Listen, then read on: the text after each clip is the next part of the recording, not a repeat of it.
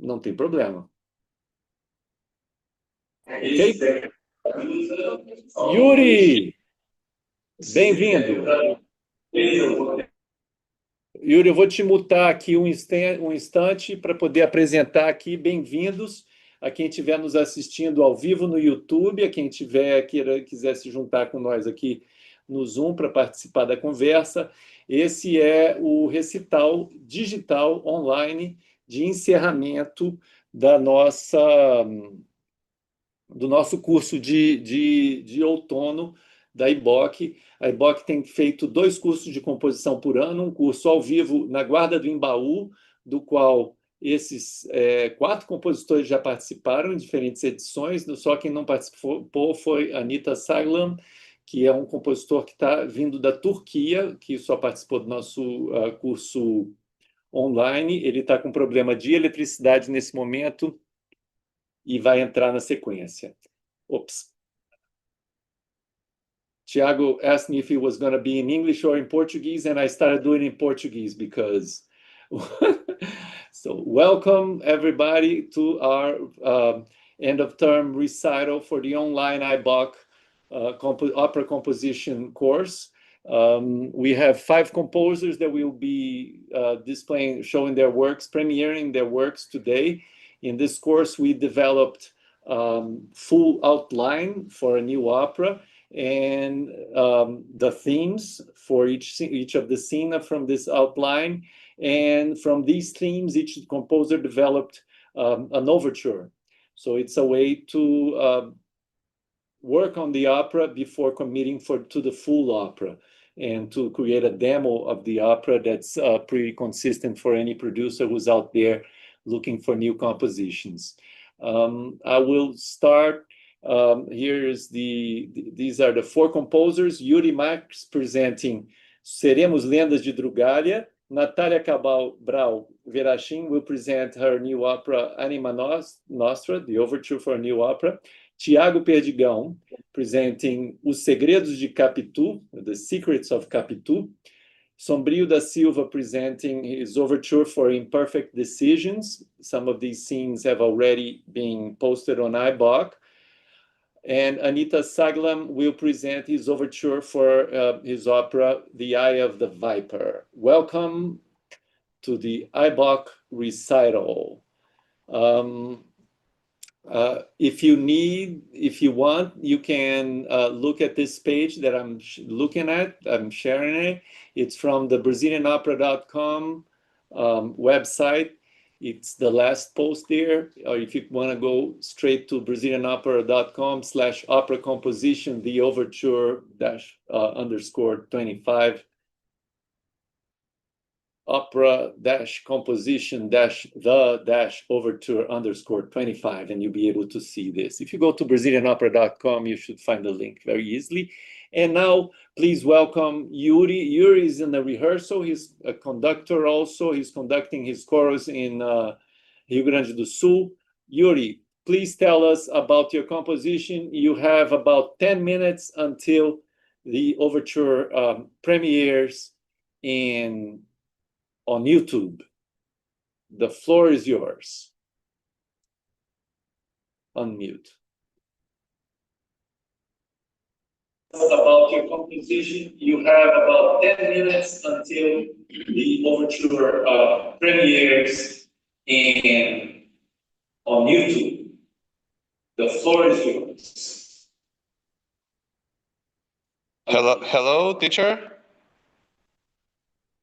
About your composition, you have about 10 minutes until the overture premieres on YouTube. The floor is yours. Hello, teacher. Nossa, deu um delay, não vou te falar.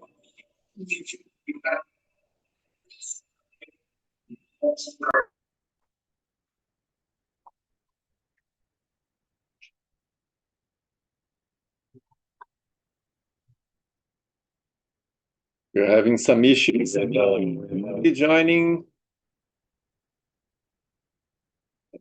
Yuri, are you there?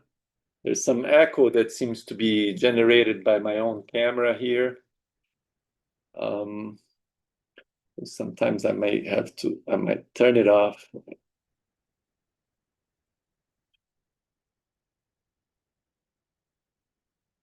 Hello, Yuri. Yuri is there. If Yuri is not able to join, I will read. There's a message here.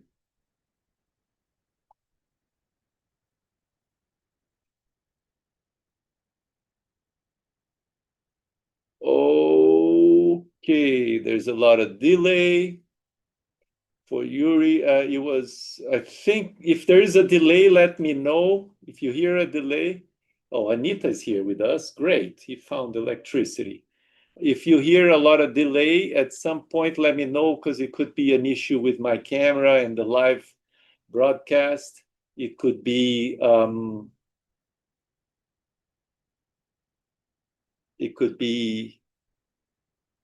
echoing, and then I need to return the camera. Yuri, if you're not able to join,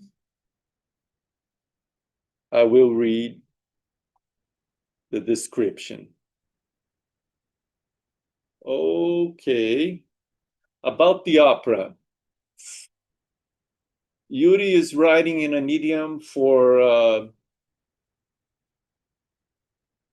musical theater. He's having some issues because he's already in his rehearsal, ready to conduct his rehearsal. I will read his synopsis. 4 adventurers are summoned by Lord Vanderland, King of Gnomes, on a mission: prevent his foretold death and ensure the spring festivals unfold safely. Using magic and deduction, the group investigates clues and suspects until seemingly unrelated events connect. They discover the inn and city are infested with imps led by Zack, a demon who plans to drain the gnome's life force during the festival to summon Baal, the god of blood, and become his servant in an epic battle at the central tower. Zack kills members of the team, but he is ultimately defeated by Centurion, the paladin. Centurion combines the power of the demonic altar with a magical diamond to revive friends and townspeople, sacrificing himself in the process. The group, now 3, completes the mission and saves the world, becoming Legends of Drugália. That's pretty intense stuff. Composer bio. Yuri started composing in 2016, 2017, when he was a singer in the OSPA Young Choir. He's now a conductor. The conductor told them about MuseScore so they could study pieces, and he said, you can compose your own music too. That gave Yuri the idea.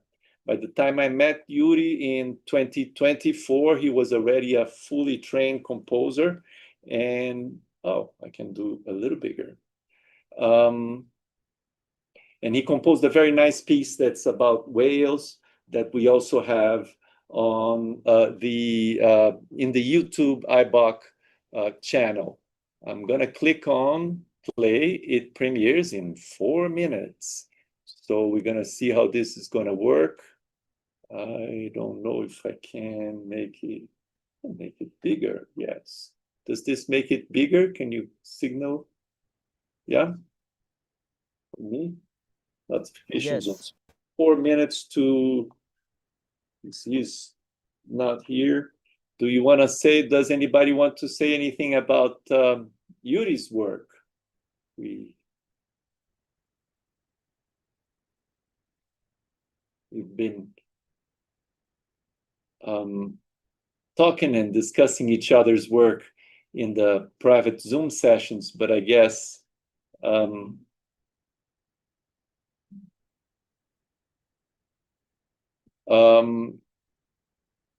we can, I guess nobody wants to talk about their friends' work in front of an audience. We don't know how many people are on YouTube right now. I guess people are joining.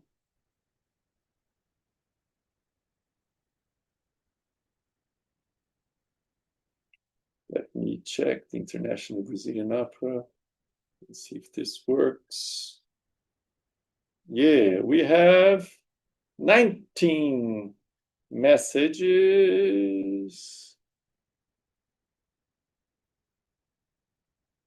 Boa noite, Nath. Boa noite. Olá, hello.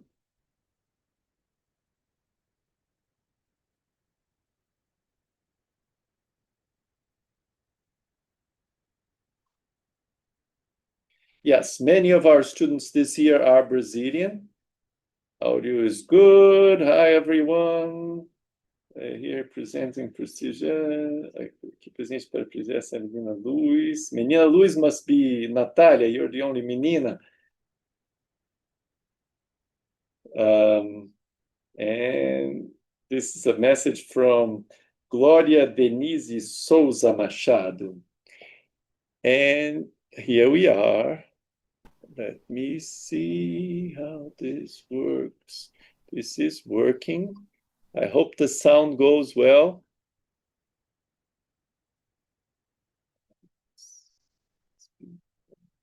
Oh, the captions are working. The video is working. 60 seconds now we have to the premiere. And 60 seconds, and YouTube will play a little musical interlude before the actual video comes in. So I will talk, I can maybe use the time. I'm just trying to check how to look at the comments, live comments. Yeah, here it's easy. Live chat. Okay, so I can see what's transmitting. I can hear you. Pretty soon, the premiere will start. I must say that I'm really happy with the work that Yuri did. He showed a great development through the course. I think it was a challenge for him writing something. He's the only one who was writing something with like drums and guitars. So it's a much more pop kind of environment than everybody else. Everybody else is working more on a classical orchestral kind of environment. And I think Yuri did a great job at making his theme more interesting, as I suggested, and other colleagues also suggested that he worked more on, developing it further. And I think this last version is really amazing. Let's see, Premiere will open shortly. One of the themes that we discussed a lot.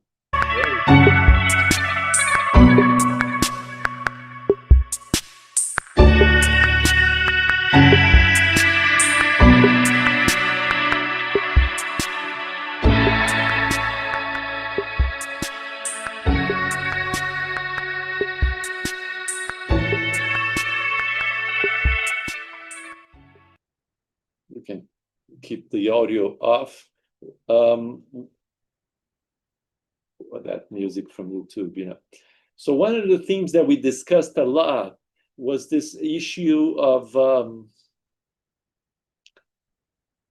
how to self-criticize, how to improve our composition. When we write something, we think it's great, but we can always make it better.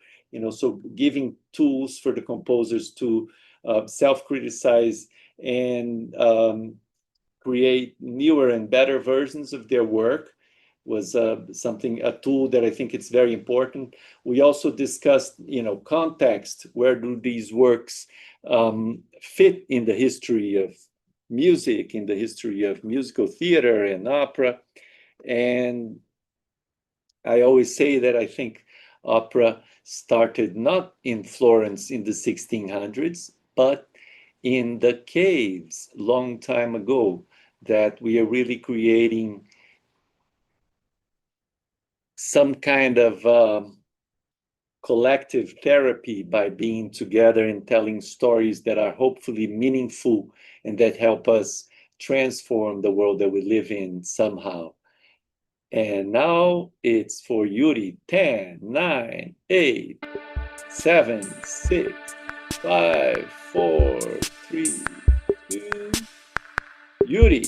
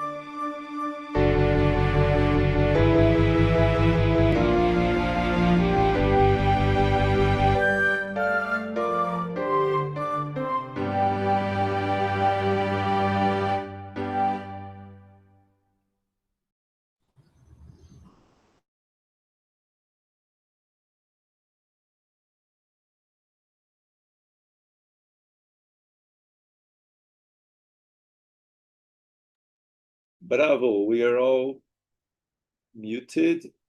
Sombrio, yeah. I'm 7 participants. I'm going to give the floor now to Natalia Cabral Varaschin. I don't know how you say it, but here we go. Natalia. Sorry. No, first. Presenting Opera Nova. I'm just going to stop sharing and share it again because so you can talk, but you can talk. I can talk about my opera. I didn't wrote the elevator pitch because I don't know. It was more of telling a story, but I don't know how to resume something. There was so much stuff, and I don't know what about that.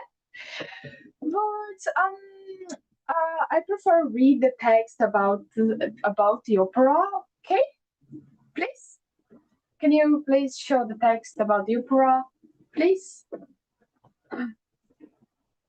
Thank you. What? Oh, you're interested. Oh, cute. Yami escapes an imposed destiny and arrives at Anima Nostra, a magical world threatened by the disease of cord, the tree of life. Alongside Arrow, she discovered friendship. And then, wow, that's... Olha, toca mole que quando tem. Pode ser Enzo? Pode. Pode avançar? Vamos avançar. Quer colocar comando o que está Né? Side from 6 of Alexandre MacDowell. Primeiro usamos. Agora usamos. Aí tem que pegar escrito porque tinha que já tá no Pega com a mão mesmo, mano. Tô pegando.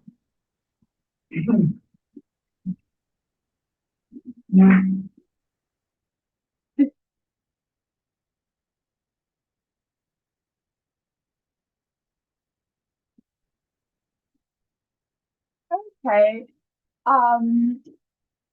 Thank you for the recipe of the thing. The thing I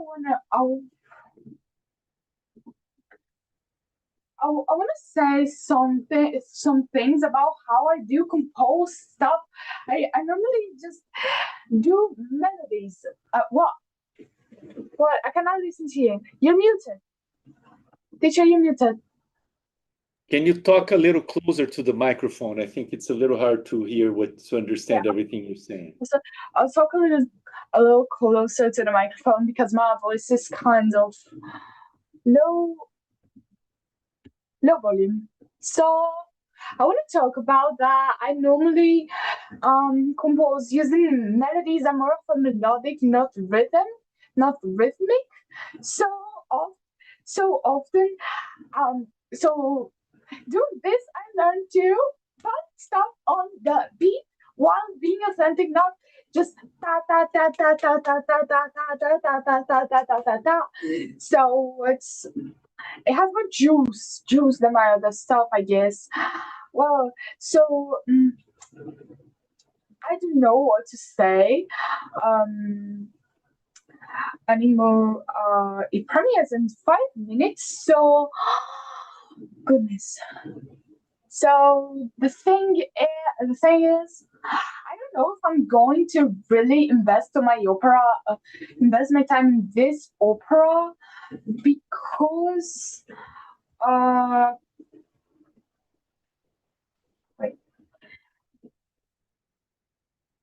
because I have another idea of actually protagonizing an artist, a teenage artist who's actually imposed by society itself for not doing art at school. Like school doesn't want her to do art, doesn't want art in society. So then she is like changing the little bit the story.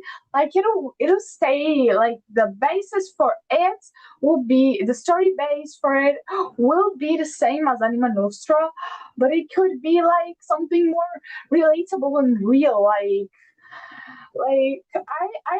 I always heard I have friends that are art teachers and that are art teachers that the schools that don't respect art like it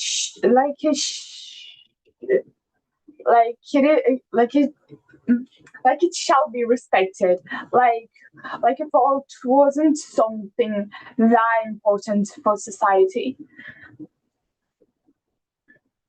So that's what the idea I want is something like I want to bring back art. That's one of my main goals. Bring art to the world as I kind of feel happy. I feel forget. I don't know what to say. Sometimes I just don't know what to say about. And Natalia, can I talk to you a little bit? Of course, thank you. I'm saving you. Tell us about how you compose. Like, you told me about like how you hear music in your head and how you sing it, and how long have we been working on your composition together? Well, I don't write music. I hear music. I kind of sing the music, or just listen to the music. I am a music listener, not writer, because I barely read the partiture. I'm most of listening to the audio on the app because it may be easier. It's better. It has a better experience for me. And it's not that professional. Well, I'm 12 years old, right?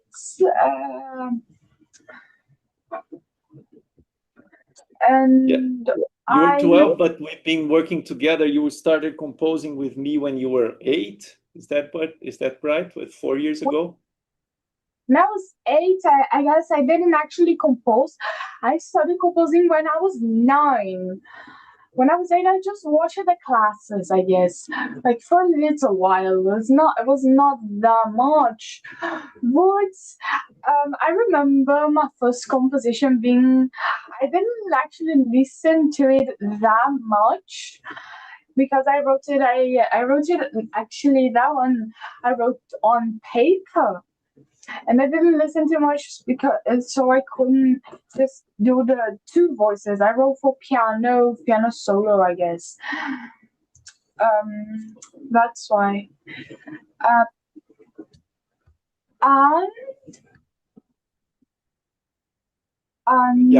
Yes. That's correct. You came to the composition seminar when you were 8, but you only wrote your first piece with me when you were 9 in 2023, if I'm not wrong, and that was a solo piano, and then you wrote a string quartet, right? You wrote like a string quartet, and then you wrote a piece for piano and strings this year. Piece, yes, for piano and strings. And I actually like all of my compositions, and I don't know what to say anymore. Somebody wants to say anything, please? Please do something. No, but this is now your turn. We get to the other people soon. Premiere will begin any moment. Let's see it. Sure. And but I want to ask you, so this was harder because you had to write a story, you had to like come up with themes and put it all together. How much harder was it writing this overture? Was hard. Story writing was the hardest part because I am slow in story writing. I am a perfectionist. I am Miss Perfectionist.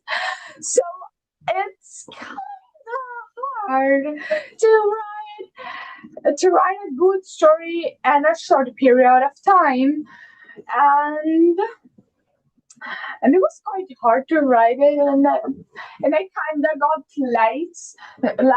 late in some parts. Sorry for my English. Sometimes it's just barely understandable.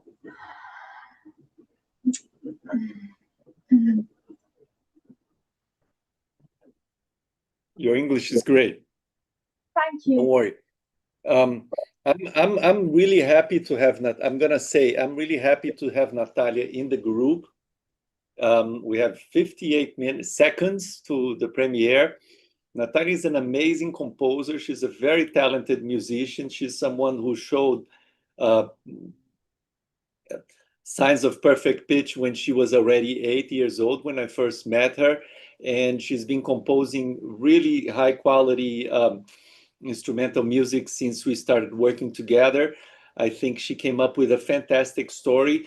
We trained composers to be able to come up with their own stories, with their own lyrics. that's not necessarily the situation. In many times, the composers are going to have writers who are going to partner in the work, and that's expected and natural. However, if a composer is able to do it, it's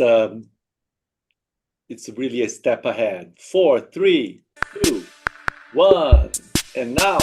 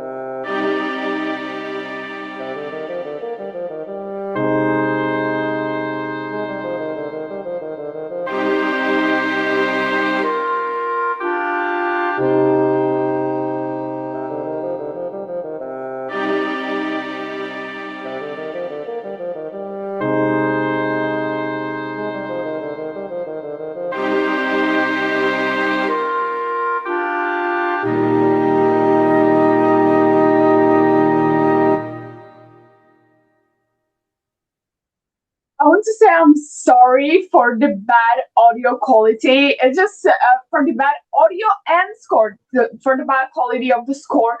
I did it on CapCut, and then it got worse, and I don't have a video on hand, so it's great. Don't be sorry about anything. You're doing great. I'm really impressed. I'm really impressed with the quality of the work. But now we're going to give the floor to Thiago Perdigão. We're going perhaps from our youngest, I don't know, Thiago is maybe not the oldest, but he's certainly one of our most accomplished composers. Thiago is already a conductor and a composer of many complex pieces and very interesting music, and also a writer. He's written a few books, and his bio is very impressive. But I'll give the floor to Thiago to talk about his piece, or we can chat if you feel shy as well.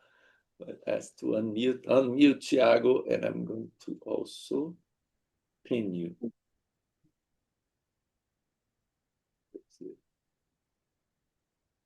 Please pin.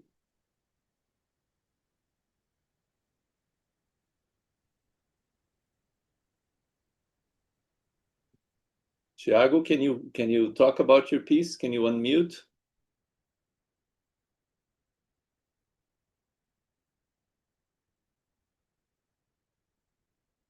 Let me put your image.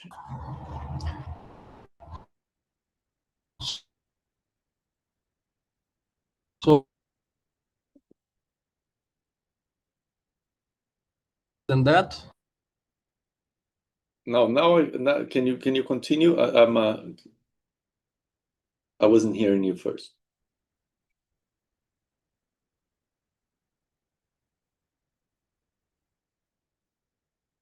Thiago seems to be frozen. Okay. Now you're back. 5 minutes, that's it, João, for little speak about the piece, that's it? Yeah, 5 or 7 minutes, because there's a little clip. 5 minutes. All right. That's good. I will speak just a little bit about the... So first I will discuss the operatic test, and later the compositional and music analysis issues, okay? So the opera, The Secrets of Capitu, is based on my play, The Secret of Capitu, a tragedy with 3 characters inspired by a theme created by Machado de Assis, a Brazilian writer, and transposed into the form of an operatic libretto. The dramatic text contemplates both characteristics of Machado characters and bring us contemporary issues related to current relationships, issues focused on conflicts between monogamy and polygamy, and new forms of relationships. There is a psychological deepening of the characters, and as well as conflict between them and the pursuit of personal goals, love and pleasure, friendships and achievements, values and human relationships. The audio is okay, João? It's great for me. Okay. So I will continue. So the operatic test is divided into 3 acts, through which the conflicts unfold until the tragic ending, which is related to the ending already proposed by Machado de Assis, but reformulated in its details and according to different causalities. The already composed musical overture contains the main guiding motifs of the rest of the opera, synthesizing what will be consequently developed and expanded through the 3 acts. Each main musical motif, so right here we are I spoke about the dramatic test and now about the music itself. So, continuing. Each main musical motif is associated with a diverse essential theme within the text, so that their specific associations generate extra musical interpretative possibilities for the unfolding of the dramatic actions and the internal and external conflict of the characters. In other way, in a more harmonic terms, there is the development of atonal harmonies with the explorations of clusters, although the certain passages contain allusions to expanded tonality and especially to extreme chromatism. In rhythm terms, the overture explores everything from simple rhythms to more complex polyrhythms, while the orchestration helps to highlight these rhythm aspects, especially in matter related to rhythmic accentuation. And for the last, the overture is also rich in changes of time signatures, including change of tempo.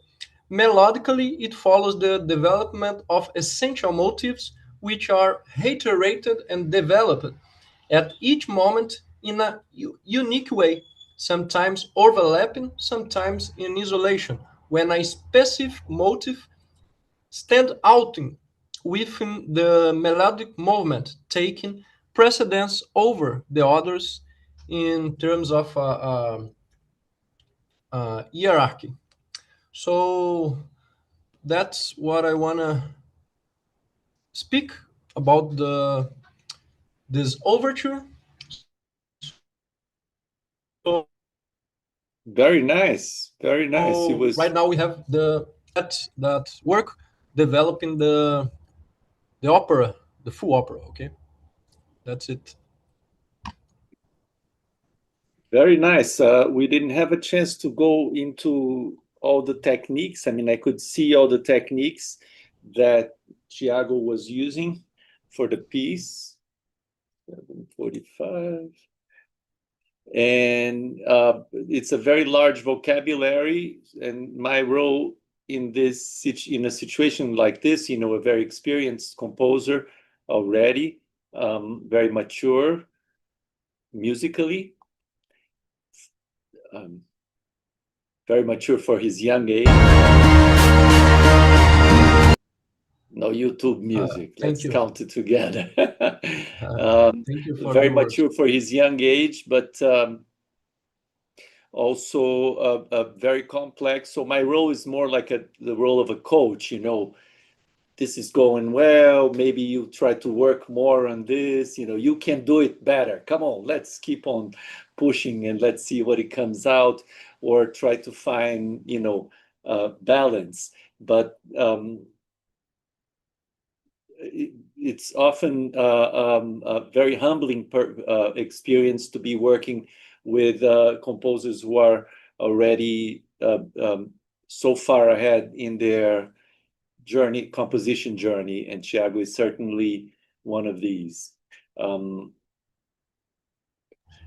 you so much. It's a pleasure to work with you.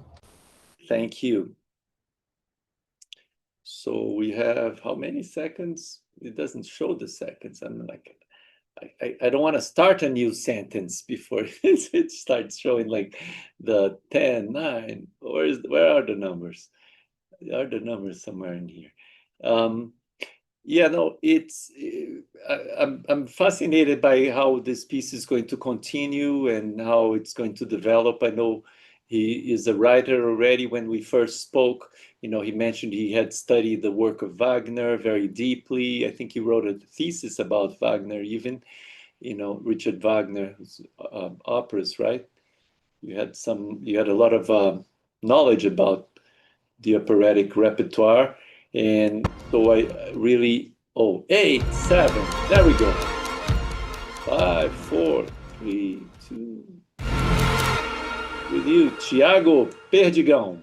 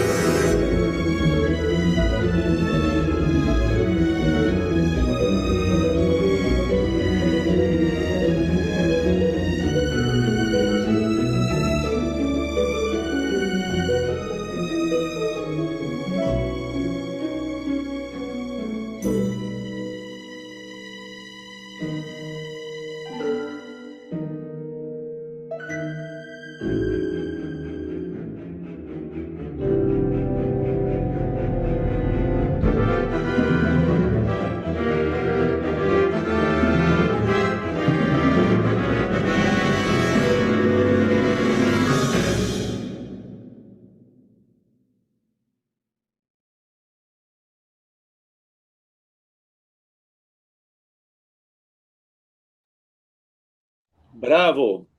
Thank you.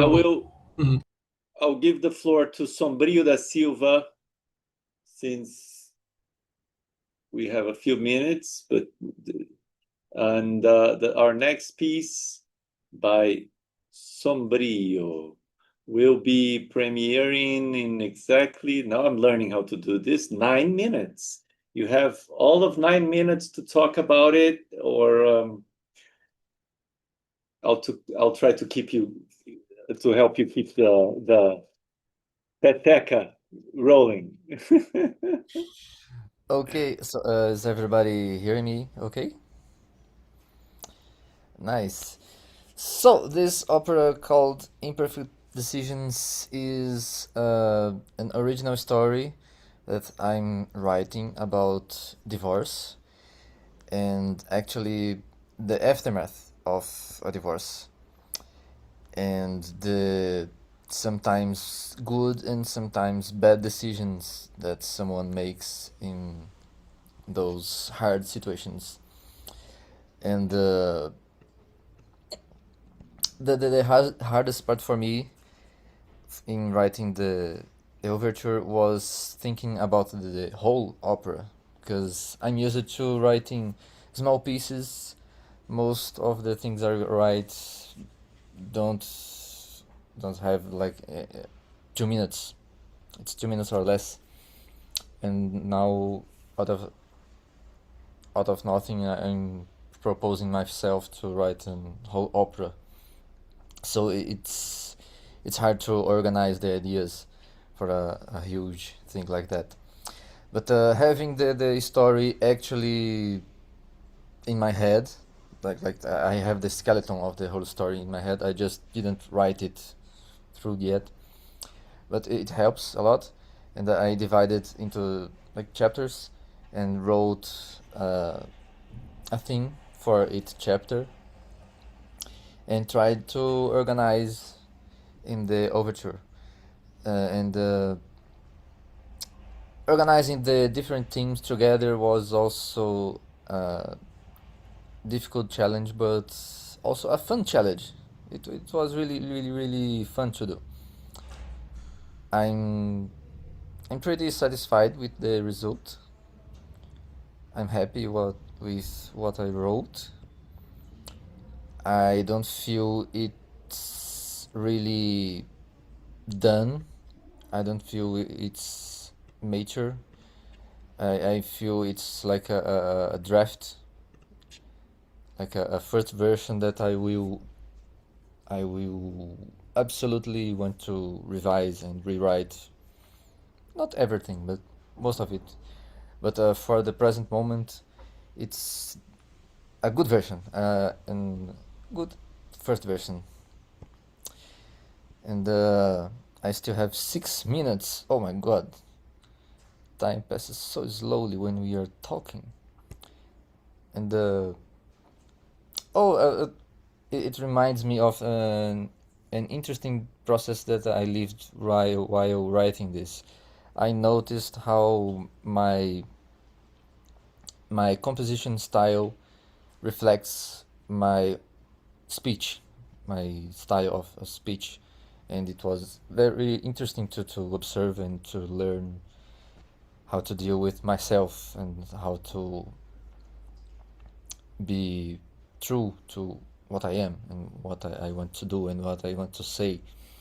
I usually write short stuff because I like to be concise and to say the minimum I need to say, and also the quieter. I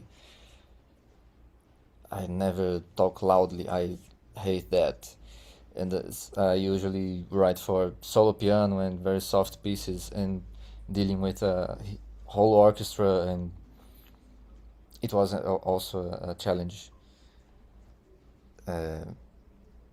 especially in the tutti sections where it's beautiful to be loud, right? And I guess I'm learning to be louder sometimes, and writing this overture helped me a lot.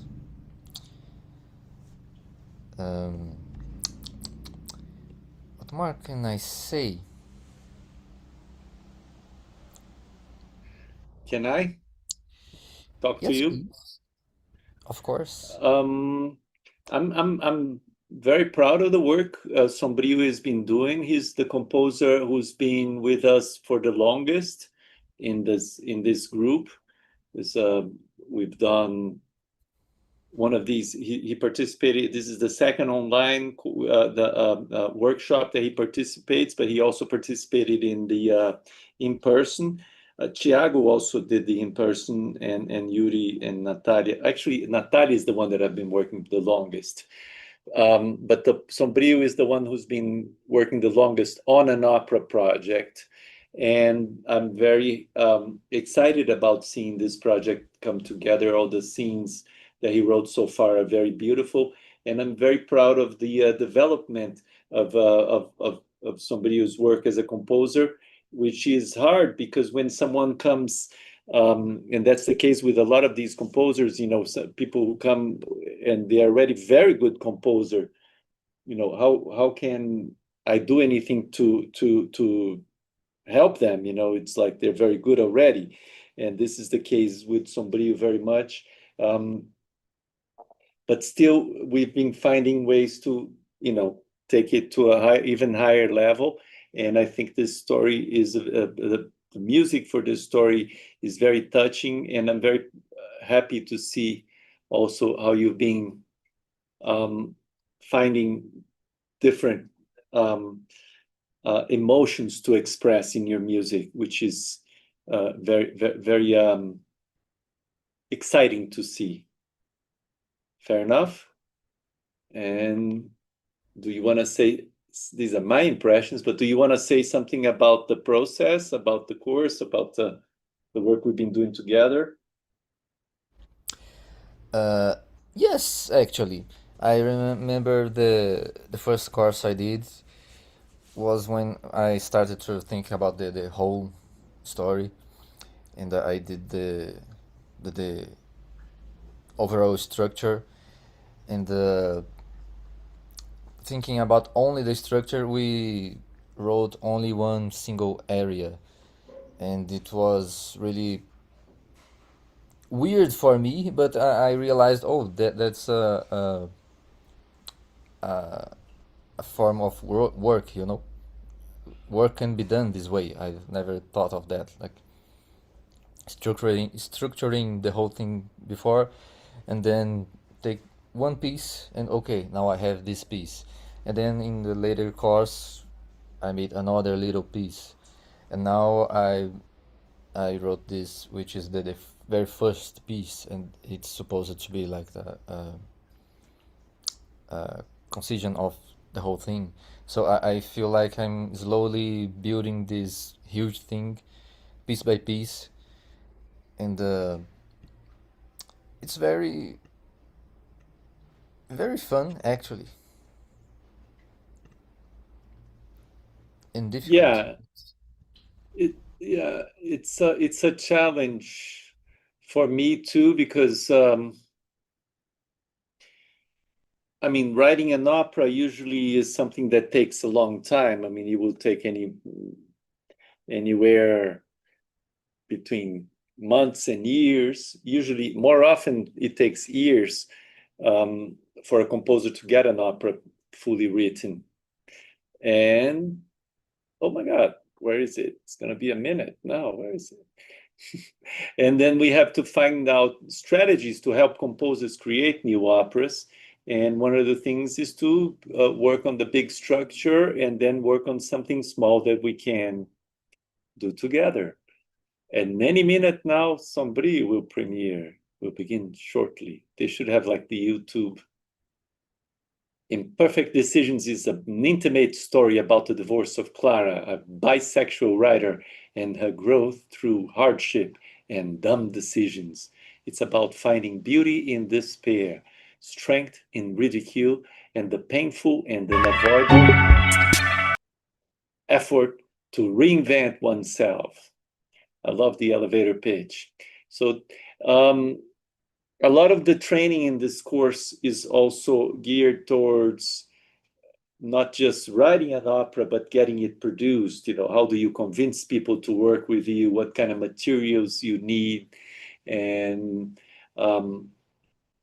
one of the challenges is to write the little elevator pitch. And I say that's very hard. Even, you know, I'm still struggling with my elevator pitches for the operas I wrote. And I think somebody did a great job at finding a concise two-line, description of the opera that creates enthusiasm from people who might be looking into producing it. So in 58 seconds, 57 seconds, we will be. Sombrio, do you want to add anything in the seconds that we have here with you about the composition, the musical language, the instrumentation?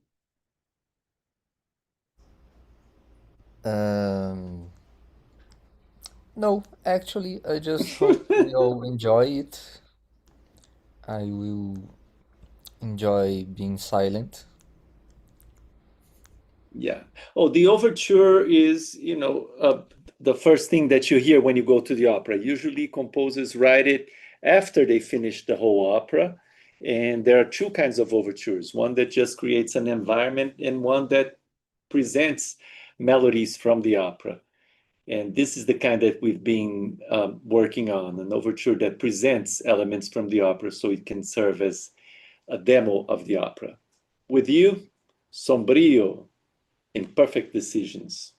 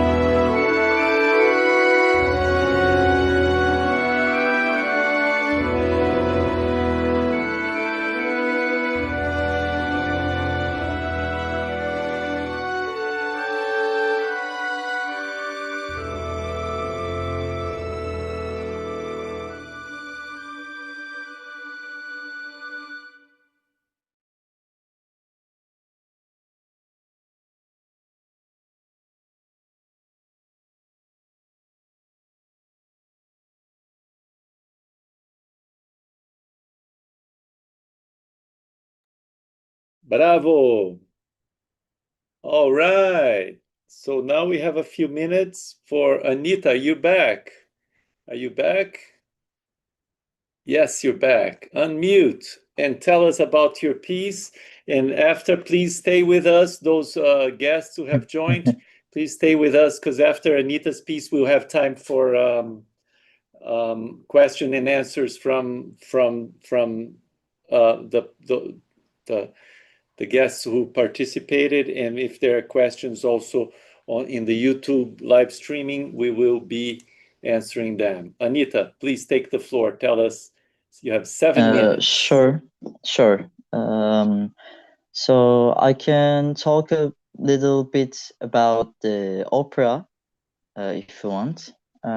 So the opera is deeply inspired by Zülfü Livaneli's novel, The Eye of the Viper, and it's set in 17th century on Istanbul. But honestly, it's not just an historical piece. It's really a story about like how power dynamics can turn completely upside down. And at the center of it, we have this character who named Nargis A.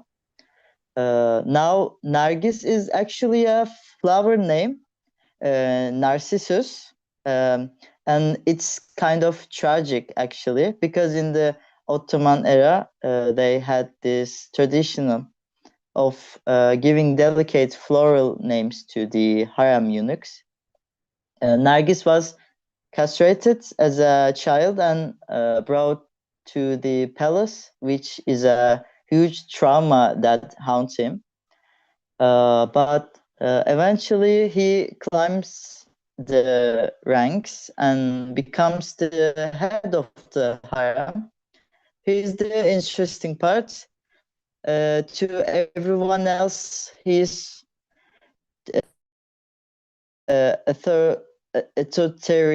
the sultan. He feels like a speck of dust. He has this illogical, almost obsessive adoration for the sultan. He doesn't see him as a human. He sees him as a god. But then the story takes a sharp turn. It's a betrayal, actually. His own mother orchestrates conspiracy to dethrone him. So the sultan is stripped of his power and locked away in a single room in the palace. He's a prisoner, and Nargisa, he's the one of the visit him. And this is where we explore the psychological shift. When Nargis sees him in that cage, the illusion breaks. He realizes the Sultan isn't a god. He is just a weak, terrified, normal guy. And suddenly the power flips. Nargis starts to feel like he is the one of the charge. He starts manipulating the Sultan, twisting the news from the outside world just to play with his mind. It's very complex because Nargis is conflicted. Sometimes he hates the Sultan, sometimes he pities him, and sometimes just for a second he felt like that old admiration coming back. So the opera is really about examining that chaotic, changing relationship.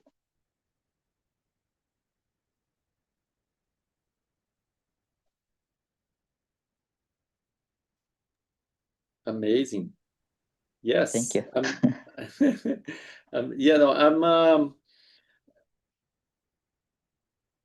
I'm very impressed with this overture. It's the reason, putting it in order, I had to figure out, but I figured it would be a good piece to end the evening because I think it has a very grandiose ending to it. And the style of Anita, he went for a style that's very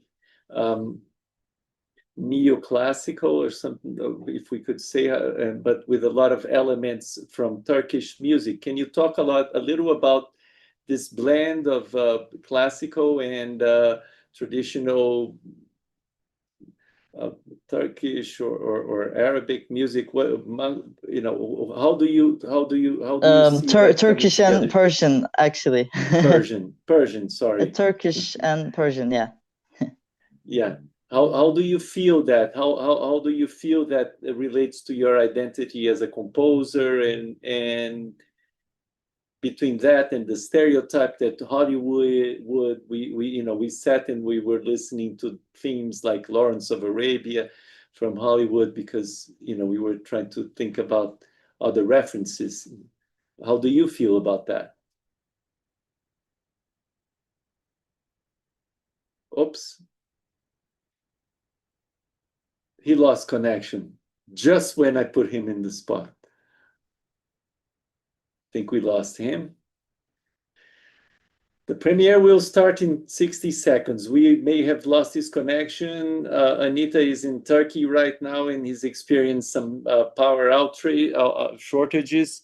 So it was hard for him to connect. And I'm very happy that we got him to talk about the story of his opera. We're going to have the music. I think he did really well with the composing the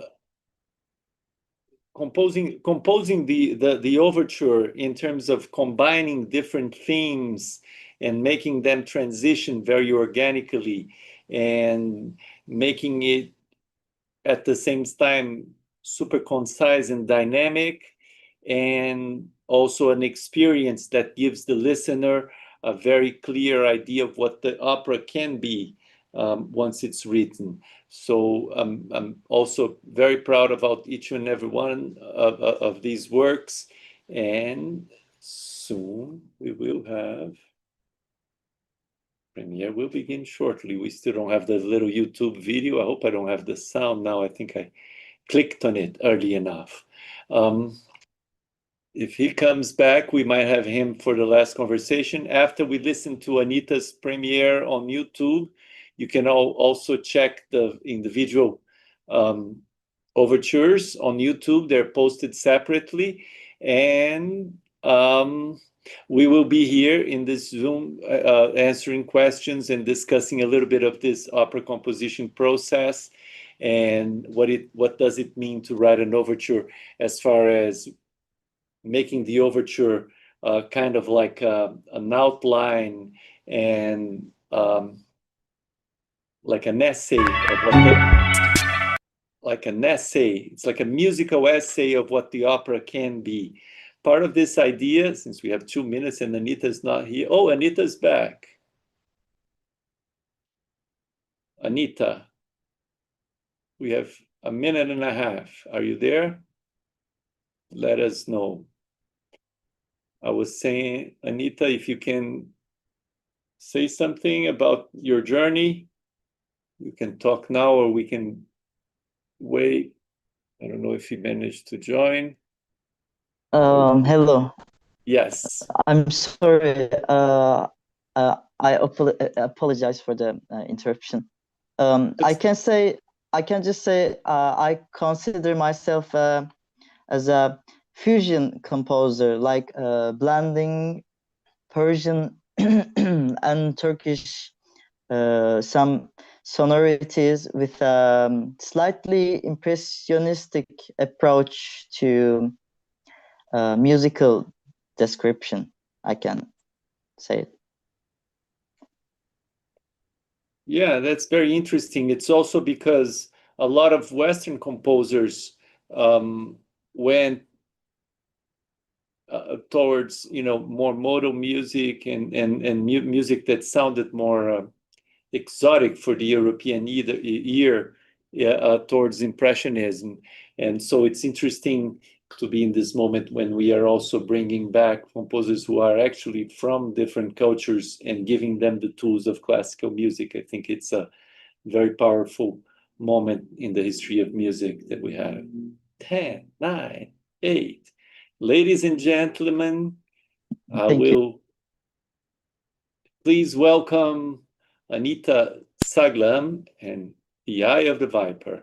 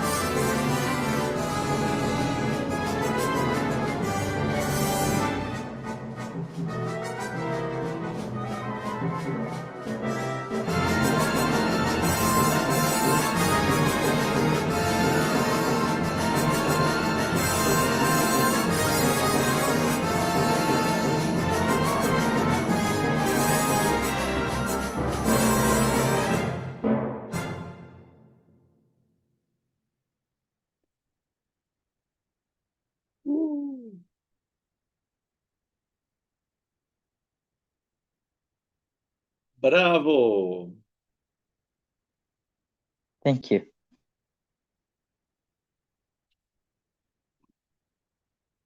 Bravo to all of you. Congratulations. Here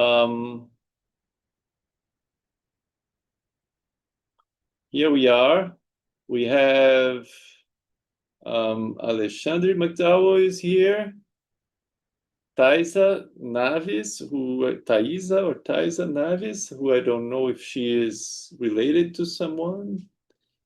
Do you guys have anything to say?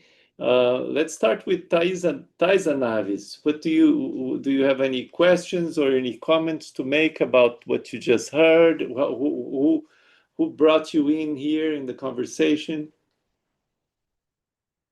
Can you maybe? I'm asking her to unmute.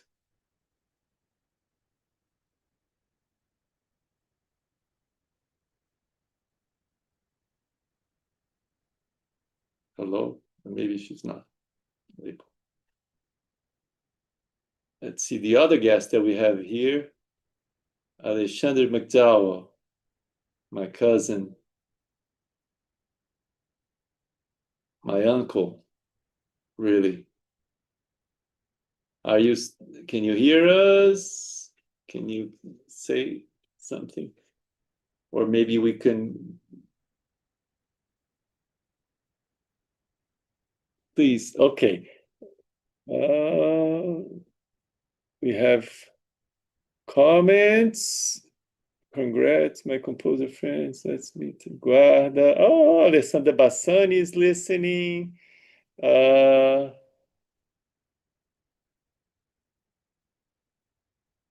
Congratulations. We have a lot of comments that saludo desde Argentina, Juanca Alberto.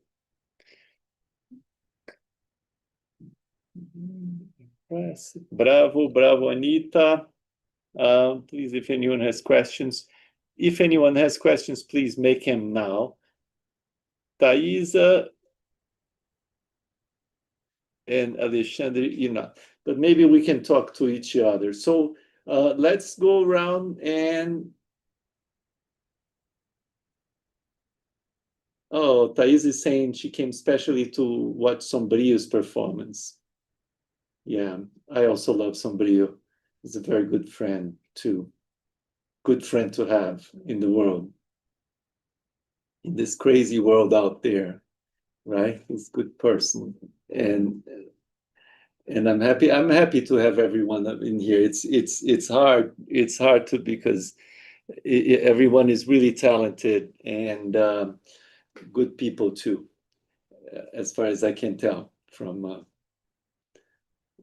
the exposure I have. But I say, while we wait for more questions.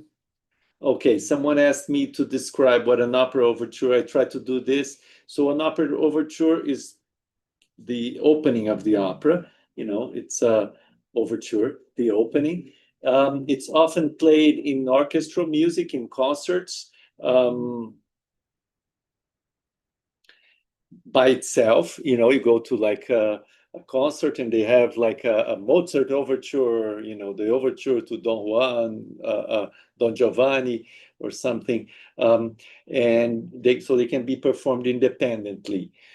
What people say is that the composer usually writes the overture after the fact.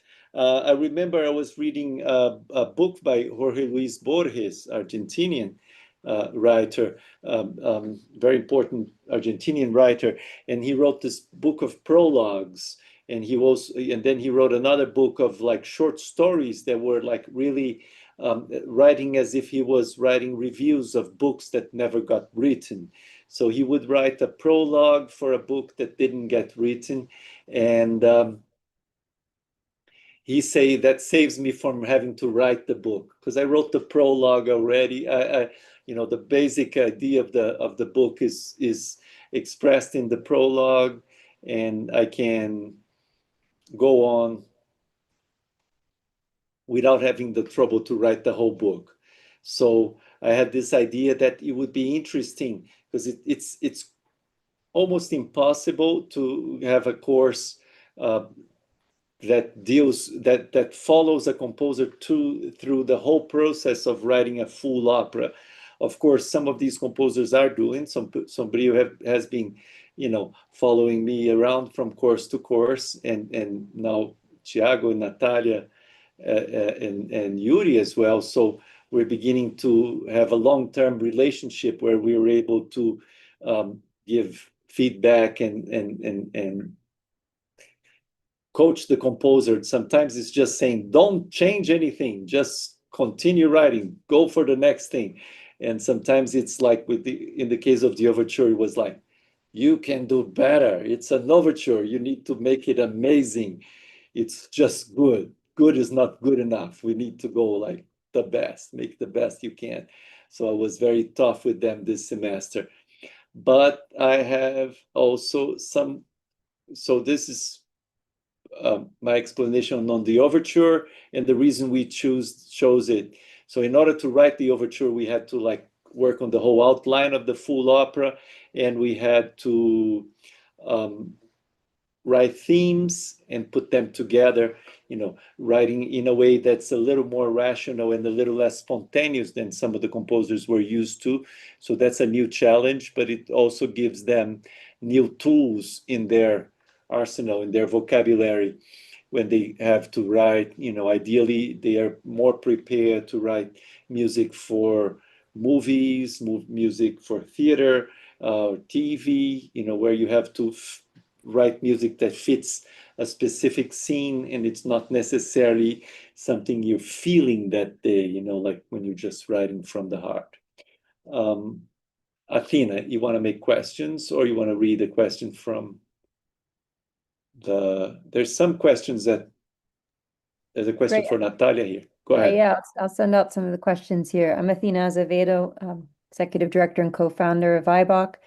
And I want to thank and congratulate all the artists here who've done months of hard work to get to this stage of having the overture of opera works and ideas and concepts for the works to develop it and flesh it out. So congratulations.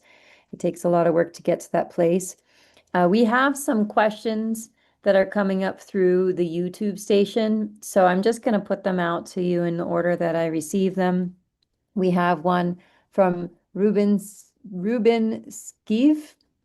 He said, adorei todas as óperas. Thiago, como foi trabalhar com o João? It says, I adored all the operas. Thiago, how was it to work with João?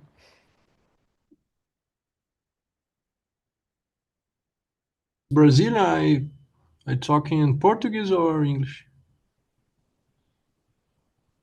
What is better? I think we have a lot of audience from who doesn't necessarily speak English. If you want to do it in Portuguese because if you feel more comfortable, I can translate. It's okay in English, but if Rubens is Brazilian, we can talk in Portuguese for him. Então, trabalhar com o João sempre foi ótimo, né? Na verdade, o João, eu o conheci pessoalmente primeiro, né? Lá na Guarda em Baú, onde a gente fez um trabalho bem legal de, enfim, expor composições, compor também, né? Grupos tocaram composições nossas, e antes disso eu falei um pouco com ele por e-mail, né? Depois que eu fui aceito lá na Guarda em Baú. Então, aí desde aí a gente iniciou ali o contato e tudo, e enfim, desde sempre foi, né, ótimo assim trabalhar com o João, um cara com certeza especial e que sempre me apoiou, né, no que eu venho fazendo. E então, assim que ele anunciou a IBOC, né, com esse curso de ópera contemporânea e tudo mais, aí eu então, né, obviamente resolvi dar continuidade a esse trabalho de, enfim, né, ser orientado pelo João, e então prosseguir dentro do curso, e foi muito legal, né, tudo até aqui. O João tem uma concepção de ópera bem interessante, né, tem questões profundas sobre o pensamento, não só operístico, mas também em questões de análise musical, né, tanto que ele está, né, João, escrevendo um livro sobre harmonia e sobre, enfim, questões harmônicas, né, mais profundas do século XX e tudo. Então, tudo isso aí são questões que, enfim, perpassaram, né, essa relação nossa e que me ajudaram em muitas questões, e o incentivo, né, a compor isso, porque a ópera, na verdade, não é algo tão fácil para quem está compondo uma primeira ópera, porque por causa da complexidade e tal, né? O que me atraiu sempre na ópera foi porque eu, além de gostar de ópera em geral, minha dissertação do mestrado foi sobre Wagner, então compositor de óperas, né? E devido a isso eu sempre escutei muita ópera e me aprofundei nas questões teóricas, e de outro lado que eu também escrevo teatro, né? Poesia, teatro e tal, então, e música, obviamente, então está muito perto, né? Tudo isso aí, a ópera é justamente a união, né, dessas várias artes e daí em diante. Então, assim que surgiu a possibilidade do curso, foi muito importante, assim, para eu dar continuidade a esse aspecto da minha obra, que seria esse aspecto mais da música e da palavra, do canto, né, do teatro, da ação dramática e daí em diante, que era um aspecto que até então eu não tinha aprofundado tanto, né? Eu tenho músicas cantadas, mas não chega a ser óperas, digamos assim, né, por causa da extensão, né? E a maior parte da minha obra é música instrumental. Então, ter tido essa oportunidade foi muito bom, e o João foi aí essencial para, né, dar também essas dicas aí, né, sobre todo esse processo. Então, só tenho a agradecer. É uma honra estar aqui com o Thiago. E a gente tem outra imersão na Guarda presencial em abril. Se inscrevam, porque vai ser muito legal. A gente na Guarda, a gente faz um coletivo assim. A gente tem uma semana para preparar um concerto só de música nova, e os músicos têm veto. Às vezes os músicos olham para a partitura e falam assim: não vai dar, João. Aí fala: vamos tentar mais um ensaio, de repente sai. E, e a gente tem músicos excelentes, virtuosos, que já acompanham a gente há algum tempo, especialmente a soprano Laiana Oliveira e a nossa primeira violista, Paloma Pitaia, também, que elevam muito o nível de execução das obras lá. Então a gente sempre faz concertos muito bonitos. For those who didn't understand much of what Thiago said, he just spoke about when we first met and we worked together at the Guarda New Music Intensive that we do every year, and it's coming up in April 26. And you should all come if you can, because we have also packages for people who are just music lovers, who just want to be part of it and hang out and watch the process develop. And we have packages for instrumentalists. We have we will have master classes in violin, viola, cello, piano, and singing with Laiana Oliveira, who's possibly the greatest Brazilian living Brazilian soprano for new music, certainly today in the world. She has a fantastic work with teaching solfege at a very high level. She does Schoenberg every year in São Paulo, which is pretty remarkable. And so Thiago spoke about how we met in this in-person experience, and how he has also written a dissertation, his PhD. It was a PhD thesis about Wagner, Thiago. Foi doutorado, né? It's a master degree. Master degree. Yeah. So he wrote his master's degree about Wagner operas, and he's also written, theater plays and novels, right, and books. So he's very qualified to write opera. It's a big honor to have him with us, and it's a challenge also, because you get a composer who's this accomplished and very well trained. He's a conductor in a number of ensembles in the south of Brazil now. He's conducted percussion ensemble and orchestral music, choral music as well. Thiago, you've also conducted choral in Gramado music. Every year I conduct the chorus. Very experienced composer, and it's always a challenge, because with a composer this experience, I can never say you wrote, something wrong here. There's never anything wrong. It's very hard to find. I keep looking for something. If I find one, I'm like, yes, I found a little mistake here. Oh, it's a typo. Okay. But it's really about listening to it and trying to figure out where he's going and where the music is going, and try to more like a coach than a teacher, really. But we also have Flavio Chamis, who just joined us. Did you have a chance to listen to the pieces? Do you have any question for our composers? Flavio is also an amazing conductor, Brazilian, who lives in the US now. And I'm very proud to have you here with us as well. Thank you. Hi, hello. Great to be here. Really, I was surprised. I just got the email just like I was doing stuff in the house. Let me see what you guys are doing. And it's amazing. I mean, it's really, really very good quality music. I'm going to confess, I was skeptical. What am I going to do? And it's really, you guys are doing an incredibly good job. I mean, it's just the overture, and as you said, normally the overture comes at the end, so you can just, what's going to be, and then you do the preview after the whole view is done. for that, you still can do it afterwards. But I am incredibly impressed what you guys are doing. And I know how hard it is to write a musical or an opera or anything, also because I'm writing one right now. I'm kind of just finished the first draft. So it's, I know, my complete reverence to what you're doing. Thank you, Flavio. Thank you. Yeah, I want to hear this piece you're writing. So, Athena, do you have more questions? I do. So here we have from Ruben asked for when was the next one, for as in the next workshop for composition immersion, and the next one happens to be in March 29th to April 5th, 2026 at Guarda do Ambaú. So I sent the links to you if anyone's interested in, as João said, going even as a listener or as an artist and composer. You're welcome to go. There are also master classes in instrumentation for that week. Now we have a question here from Juan Calberto.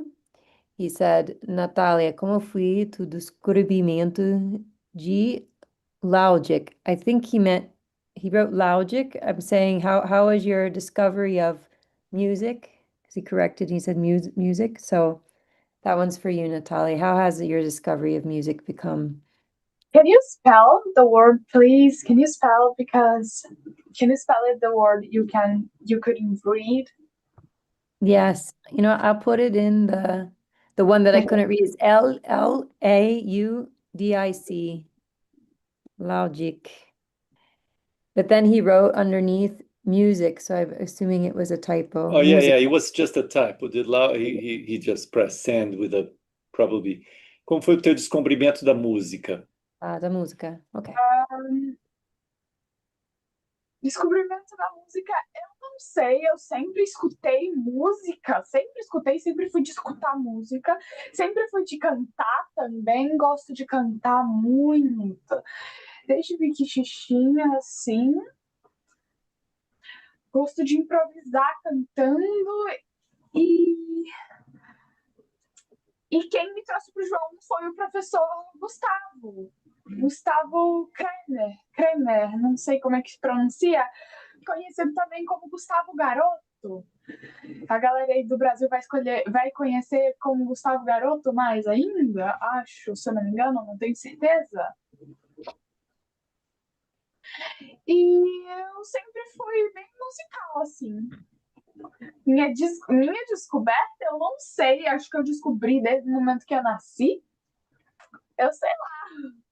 Como se descobrir música é ir atrás, escutar muita música, fazer arte enquanto escuta música, daí você descobre que tem uma marimba no meio de uma festa de heavy metal que nem parecia estar ali, mas parece estar quando você já escutou a música 500 mil vezes.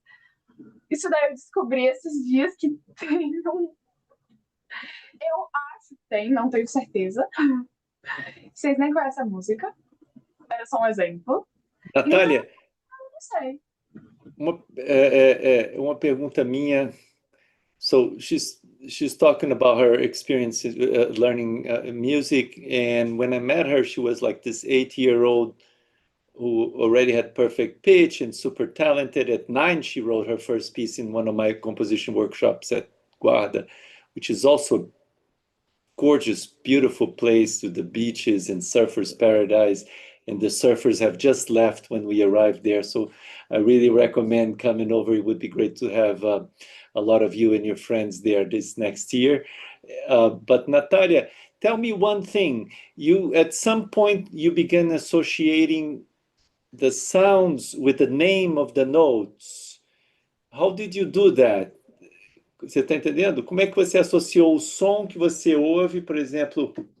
Na verdade, é que o meu ouvido absoluto não é um ouvido absoluto normal, é um ouvido absoluto relativo. Não é instantâneo que eu associo, é que eu decoro a nota, eu decoro o nome. Tipo assim, eu tenho que pensar para saber o nome da coisa, da nota, porque eu tenho o nome da nota, eu tenho o negócio da nota, mas eu tenho que cantar a nota para entender. É praticamente um ouvido relativo absoluto, né?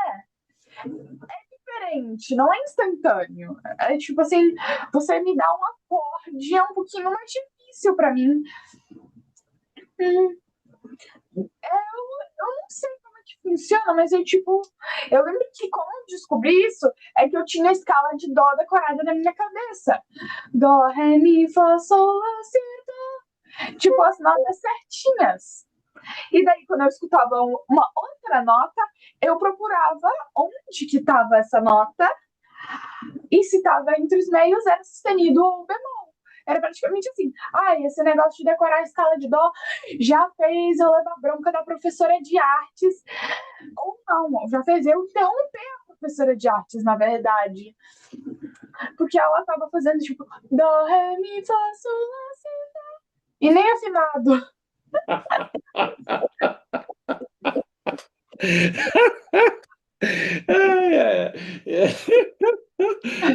Professor de artes que você passou a perna nela. That's very interesting, but I think the more you study, if you practice more the piano and writing, the more you study, the faster it's going to get. I've worked with a lot of people with absolute pitch, and they come in all sorts of shapes and forms, and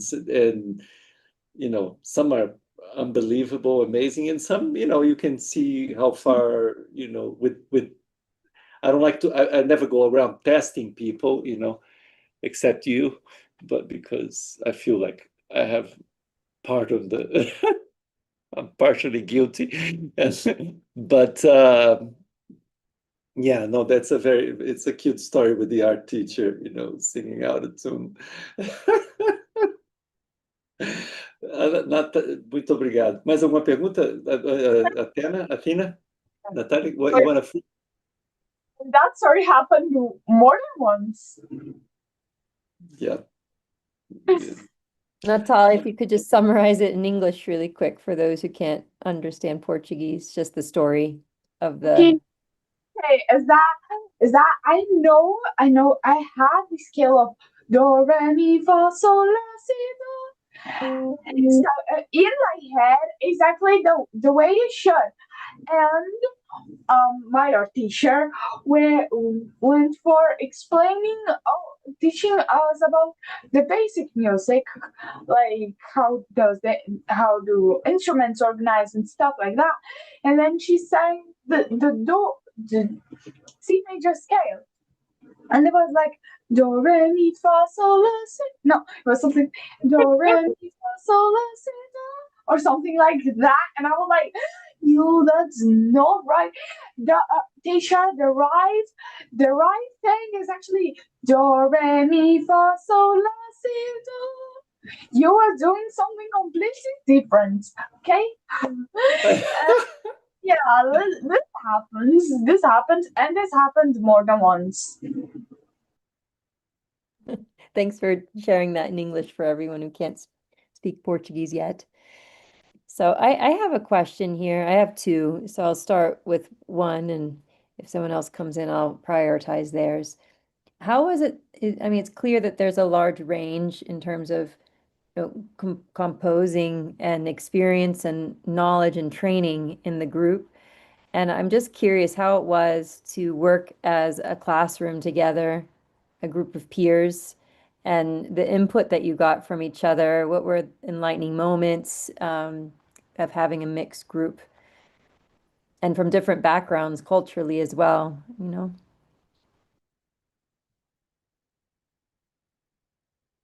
Sombrio, Thiago? It was nice. I don't know what to say because I'm not remembering those sort of stuff. Because I'm not remembering the exact detail. But the experience is nice. You should try it. It's very good.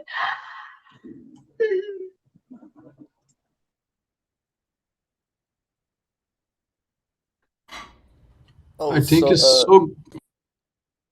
Go.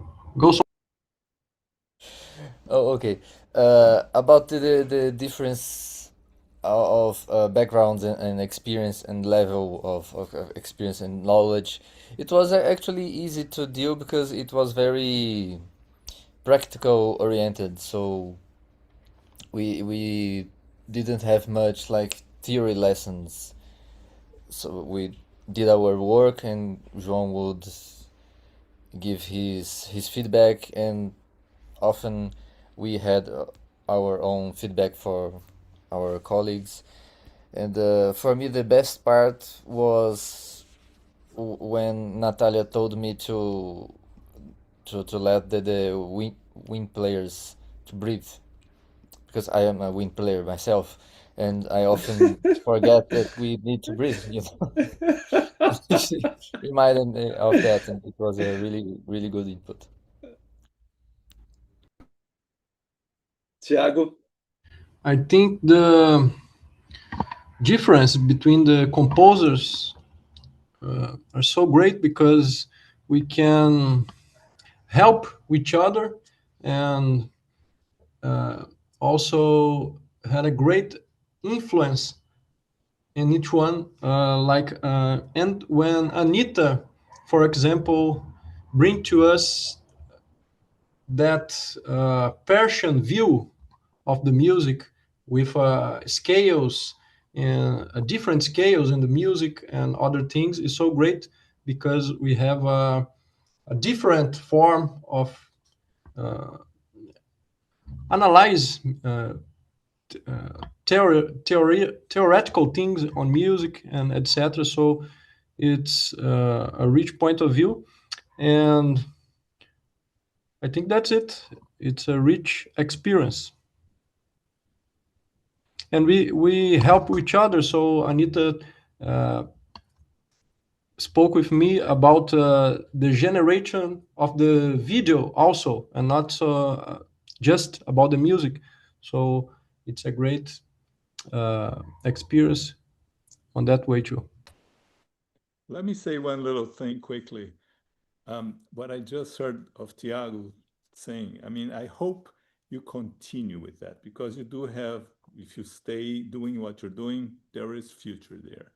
And what you just said is normally, okay, then you start doing your thing, and this intercambio, interaction between composers is so important. You have different views, different things. So, and you're going to find others in life and other people. This is so great what you're doing. So I hope, maybe every year or 2 years you should watch this video again and really see exactly what you said and say, hey, I have to remember that, because we tend to forget that. And I honestly think is extremely important, And is it you who says that you conducting Gramado every year? Right, you see that little, I call the Gordinha over there, that statue came from Gramado. I conducted the Natal Luz, like 2,000 people choir long ago. And that's when I brought it here. I'm in Pittsburgh. Just 10 minutes. Oh, so great. It's a great, ótima coincidência. Yeah, it's from there. Was the daughter of Luciano Pessinho, you might know him, All right, of course. Yeah. Oh, so great. Thank you for the words. Absolutely. And in Gramado, I participate every year on the Gramado in concert. And the next year we're gonna have two, and so I participate in the class of choral classes. So it's a great thing, and also bring compositions there and other things. So it's a great festival, and do they that's still it. have Thank that you for the Natal Luz, all that? Those are maybe. Yeah, yes, we have Natal Luz every year. I see. I mean, Yeah. That's incredible. I lost. I'm on the south of Brazil, but in Pelotas, not in Gramado. But it's 5 hours, 8 hours from here, so it's okay. I know. I was music director of Porto Alegre Symphony, the Orchestra Sinfônica de Porto Alegre, the OSPA, which went to Pelotas every time. Yeah, it's 3 hours. I gained 3 pounds because, the doces in Pelotas don't start. but I'm still good. I'm still okay. And you got Gaúcho, Flávio, Gaúcho too? No, I'm Paulista. I'm from São Paulista. Paulo. Yeah, I so you just both worked there for a few years. And Thiago is a Mineiro. He's from Minas, but you both had worked in. And Thiago is still working in the South, so there's a good market in the South for people. Very apparently. good. Did you, in the beginning, say a little bit of your bios or what you're doing, where you are? Because I came late. It's my fault, so I didn't want to start with that. But it's very important. I'd love to know a little more about it. Yeah, we can talk about that also, but they are also posted in the BrazilianOpera.com. There's a little bit of a bio, all the video links. There's a page with all the video links and all the bios and the synopsis of the works. I want to, before we could move into that, but I want to say something about the different levels of experience. I mean, teaching. How to teach opera has always been a challenge. I was taking composition classes at the Juilliard Evening Division at some point, and the professor, someone I really liked, Conrad Cummings, he was also an opera composer, and he always wanted to teach this course on opera, and he was never able to put it together because of the difficulty of getting singers and all that. So when we started, it was mostly like, oh, I can get singers in New York because we have such great singers, and demo like an area, and then we work on an area with the composers, and try to work on structure and think about it. But it's always a challenge in terms of I try to steer away from analysis and specific technical aspects. I mean, I will analyze each piece that I get up to a certain point, just to see what kind of structure is there, try to bring to light something that may be hidden in the background. So there is a little bit of analysis, but it's very practical oriented. But what I wanted to say is that often the most experienced learn from the less experienced, rather than the other way around, because there is something fresh about the new composers, the younger composers. There's a sense of melody, a sense of the immediateness of the composition that I think is very powerful also. It's like Guimarães Rosa used to say, the teacher is the one who sometimes learns. Professor é quem de repente aprende, que é outro mineiro lá da terra do Thiago.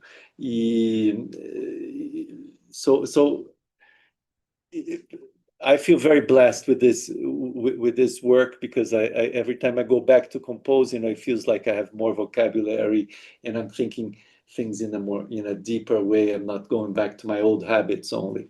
So it's a very much of a learning together kind of experience.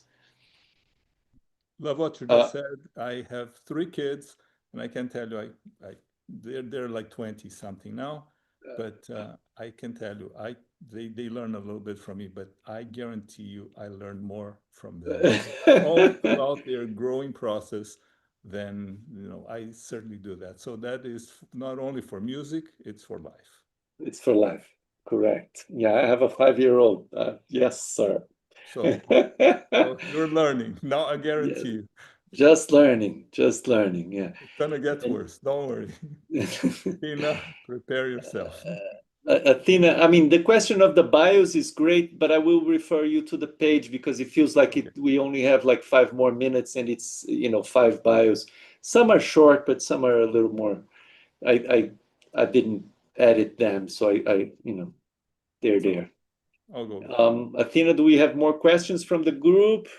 Not from the list. I can ask mine, or if we feel like it's time to wrap up, I'm happy to support that too. There's 5 minutes. 5 minutes. Let's hear you, Miss Director. It looks like we might have lost Sombrio here, but I know that for Sombrio, he started working on one of the opera arias first, and that Flavio also mentioned a similar thing. Usually the opera overture is written at the end, whenever all of your themes have been developed. So you took on a new challenge, a special challenge, to have to imagine the arc of an operatic work that doesn't exist yet. And pool themes for that. So is there anything you can say about the process that you had? Was it fun? Was it easy? Was it difficult? Did you find yourselves leaning on some kind of structure? How did you get there? So that's for the composers who we still have here. Sombrio seems to have left. Anita apologized that he's out of electricity, so his batteries ran out also. He can't. He's in Turkey. It's 3 a.m. for him. I'm very proud. He's always here at 3 a.m. with me every week. He didn't miss a class. He was always the first to arrive and the last to leave. Very honored.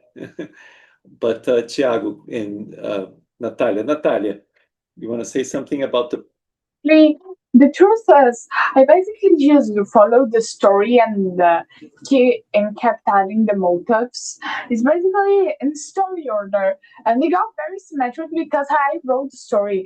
The motifs, I organized the motifs in quite a symmetric order, and also with help of my mother. With help of my mommy, if it wasn't for her, I guess the story would have been way messier. She helps me sometimes. I mean, most of the time. Sometimes, most of the time, like.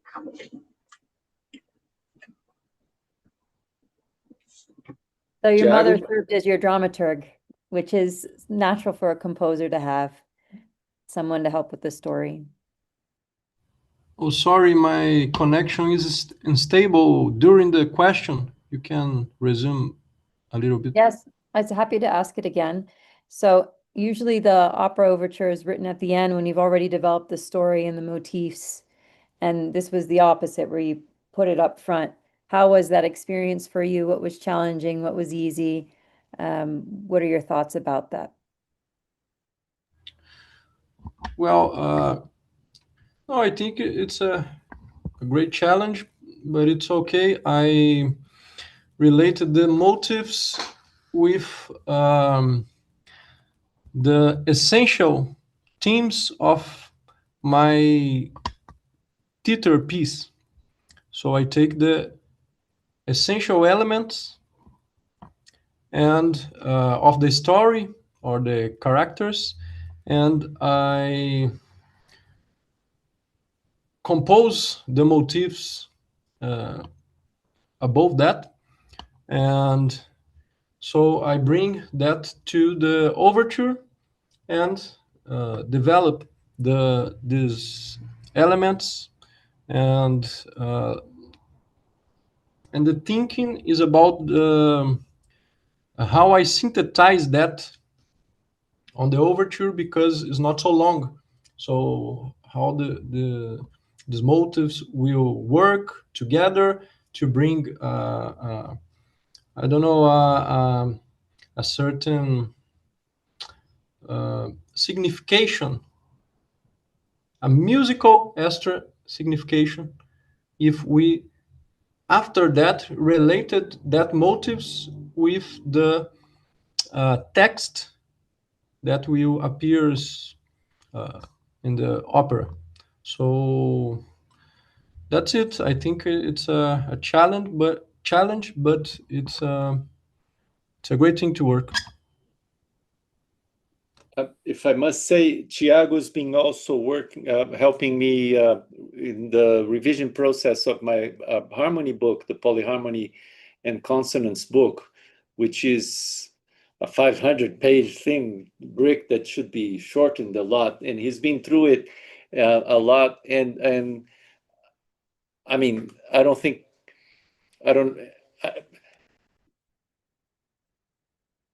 think this conversation is being going about form, because a lot of the book is about how to go from having a 4-minute composition into a 2-hour, and how to organize that, or how to organize the material. So we've been in a very productive dialogue through the internet on these themes. So I feel that he's already very. I mean, there's already a lot of training that he had before that, but it's nice to know that we've been working together on all these ideas also. Can I say one little thing? Do we have a minute? I wanted to ask a question to all of you, including João and Athena. What in today's world, 21st century, 2 hour, you said 2 hour, and sometimes it's 2, 3, 4, hour opera. Is it necessary? Because the one I'm writing is half an hour. Is like the telephone. My model is the telephone. Menotti is the telephone, which says a story in half an hour. You're done. Good, clear, boom, done. Next. Why do we need to have that idea that opera must be long when we are in the age of Twitter?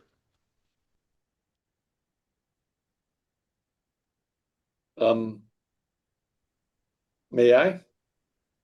Please. Since I'm the one who, or Thiago wants, let me get. I'm gonna grab this one here, but Natalia is also. I think it doesn't have to be. I think 2 hours. It doesn't have to be. I just wrote a piece that's 20 minutes long, a cantata or a short opera, and it does the job. It was originally meant to be a 2-hour opera, but we decided that it was already an accomplished piece at 20 minutes, and maybe in the future we'll go back and write more for it. However, when I talk about opera, I often say the history books are all wrong because they say opera started in 1600s in Florence, and that's a lie because it really started when we began singing and telling stories around the fire. Or if you have a more restricted vision of opera, when we started doing these large ceremonies inside of caves, we have all the archaeological evidence. And the paintings in the caves are always in the most resonant rooms, and we have the instruments, the flutes, and the costumes. So I think opera fulfills a human need for connection and for transformative ritual ceremonies of change and social therapy, if you want. And then there's a certain time that you need to operate in that realm. So half an hour operas may be good. Menotti, you mentioned, I think that's the telephone that you mean is probably Menotti, right? So I mean, it's valid and it's a great training, but I think I'm more ambitious in the training that I'm giving these composers. I want them to be ready to create something that will have a psychological, emotional impact that's as deep as possible. So that, I mean, whatever they're going to do with it, but that's the training that I'm proposing in these courses. Fair enough. Thiago, do you want to, Natalia, do you want to say something about that?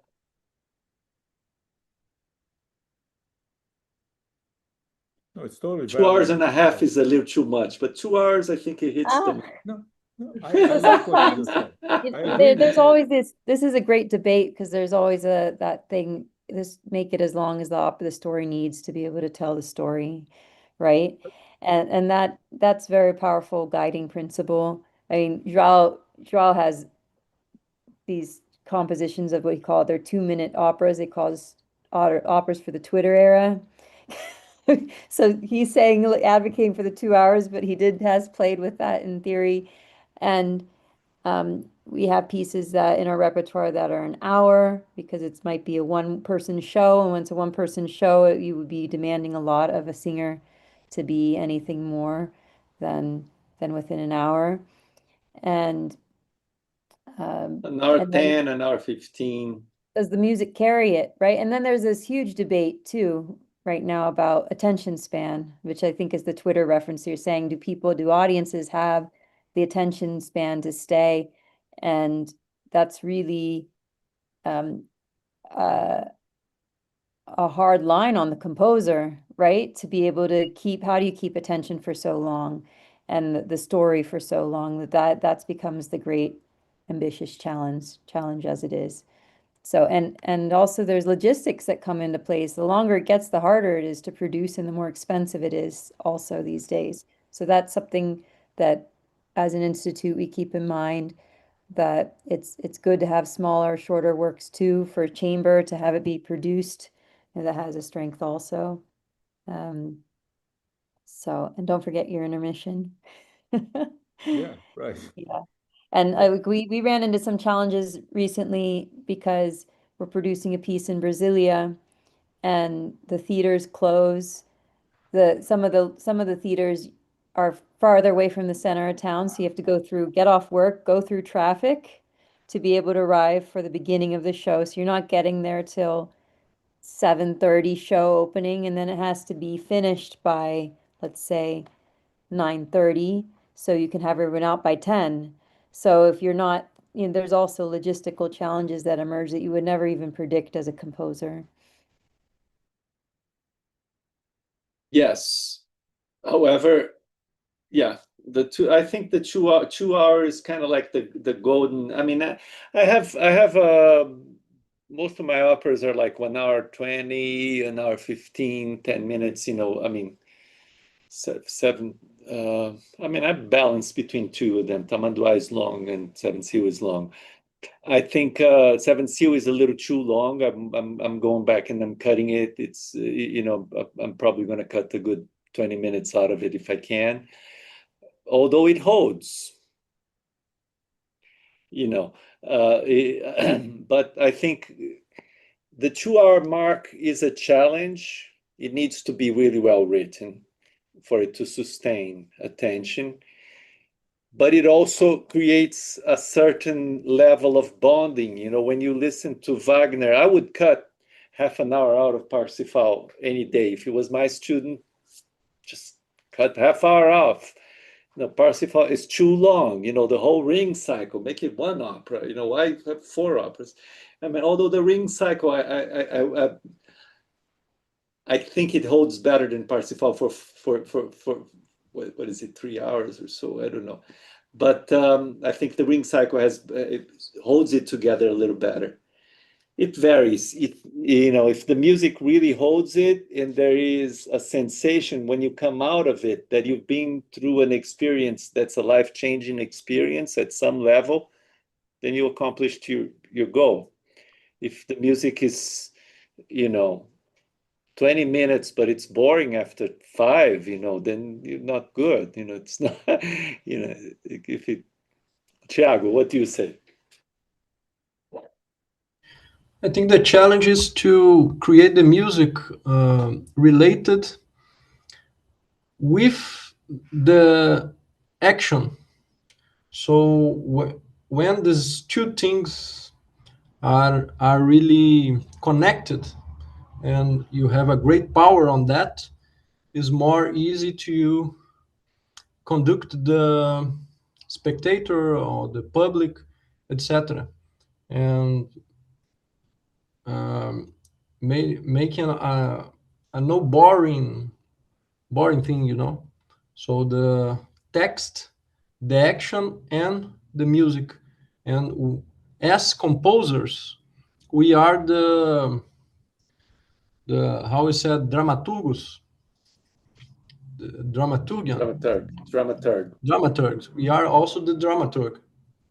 So we have to think clearly. Oh, no, actually, dramaturgo em português eu acho que é playwright em inglês. Playwright, yeah. As composers, we are also the playwright, composer of opera. So I think that specific thing or the action itself, we have as composer think on that with in a profound way.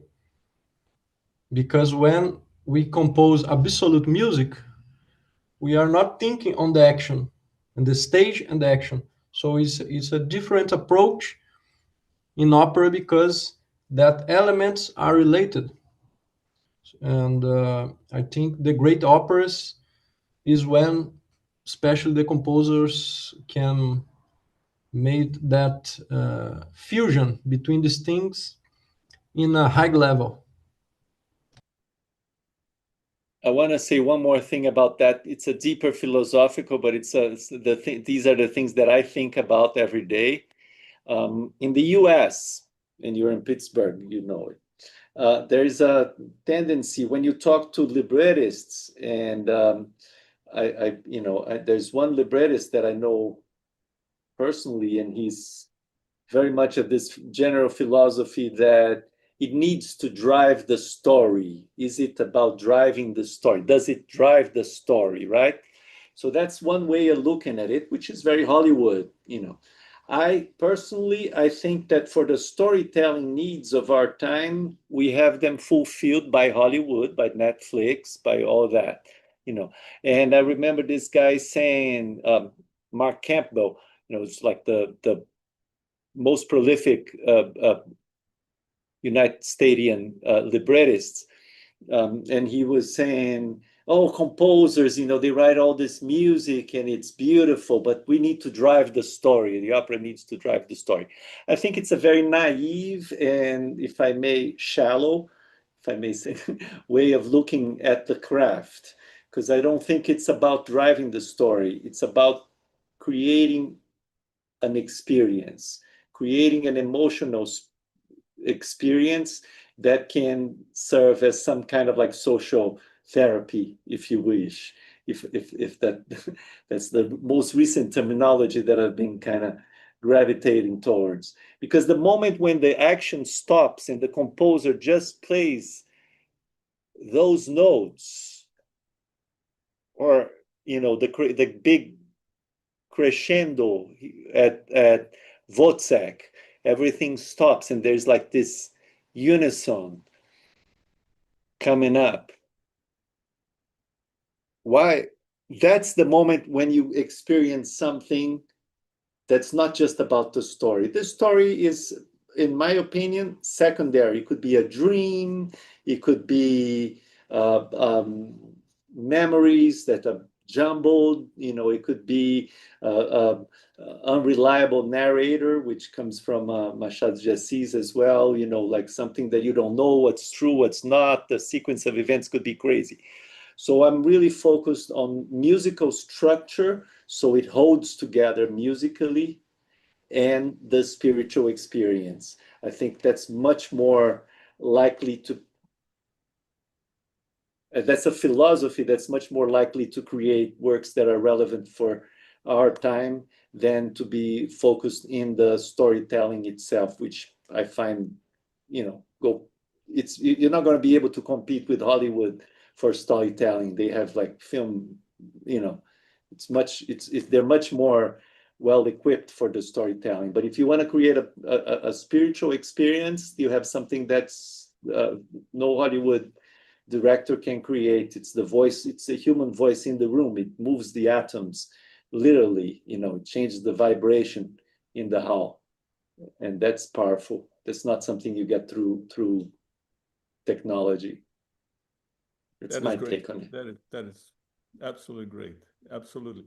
The problem is that still, right now, I'm sure there's like maybe 50 places around the world that are having Bohème being performed right now. And how many are performing a piece of somebody alive? And that's what we need to find a solution. It's not that I'm against the 2 hour or more, but how to bring opera to the 21st century in a way that will be heard. That's the question.